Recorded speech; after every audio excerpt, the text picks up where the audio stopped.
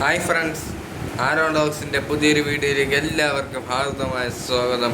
ഇന്നലെ നടന്ന ചാമ്പ്യൻസ് ലീഗിൻ്റെ സെമി ഫൈനലിൽ ബയൺ മ്യൂണിക് വേഴ്സസ് PSG മത്സരത്തിൽ PSG 5-4 എന്ന സ്കോറിൽ ബയൺ മ്യൂണിക്കിനെ തോൽപ്പിച്ചിരിക്കുന്നു. സെമി ഫൈനലിൻ്റെ ഫസ്റ്റ് ലെഗിലാണ് PSG വിജയിച്ചിരിക്കുന്നത്.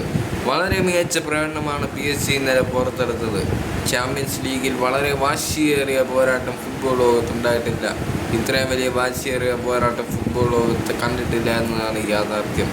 ഇന്നലെ നടന്ന മത്സരത്തിൽ PSG വേണ്ടി ഗോൾ നേടിയത് ക്രവാറ്റ്സ്കേലിയയുടെ ഇരട്ട ഗോളുകളും ജോആ നെവസും ഒപ്പം ഉസ്മാൻ ഡെമ്പലയുടെ ഇരട്ട ഗോളുകളും. കഴിഞ്ഞ വർഷത്തെ Ballon D or winner Usman Dembele വളരെ മികച്ച പ്രകടനമാണ് PSG വേണ്ടി പുറത്തെടുത്തുകൊണ്ടിരിക്കുന്നത്. ബയൺ മ്യൂണിക്കിന് വേണ്ടി ഹാരി കെയ്ൻ്റെ ഒരു പെനാൽറ്റിയും ഒലീസയിലൂടെയും പിന്നീട് ഉപ്പമെക്കാനിലൂടെയും ലൂയിസ് ഡയസുമാണ് ബയൺ മ്യൂണിക്കിന് വേണ്ടി ആശ്വാസ ഗോളുകൾ നേടിയത്.